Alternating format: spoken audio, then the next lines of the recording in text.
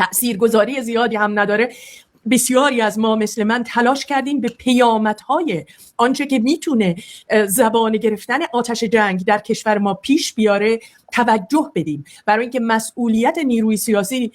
مسئولیت روشنفکر، برصد هر کسی که متعهدانه نسبت به جامعهش فکر میکنه اینه که اگر در لحظه هایی فکر میکنه این جامعه داره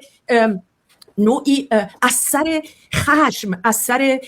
در واقع انزجار و اثر استیصال برای اینکه راهش رو پیدا نمیکنه که این حقوقش رو از این حکومت پس بگیره، ولی به هر صورت داره به راهی میره که این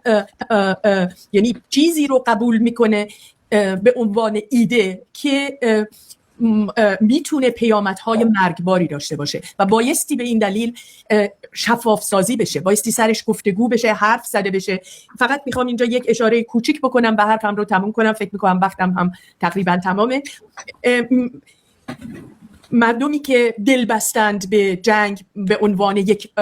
راه حل در مقابل نظام سرکوبگر حکومتی مسلماً عاملیتی در پدید آمدن این جنگ نداشتند. این رو بایستی توجه کنیم. بسیاری از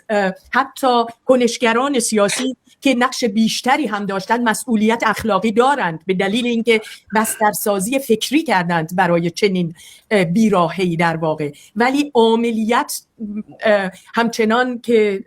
بایستی روش تاکید کرد که عملیات رو سیاست‌های جنگ افروزانه جمهوری اسلامی و بعد هم در واقع سیاست‌های سلطه‌گرانه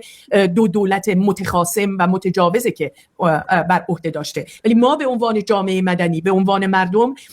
بایستی بتونیم موقعیت خودمون رو با مسئولیت بسنجیم و در همین موقعیت هم ببینیم که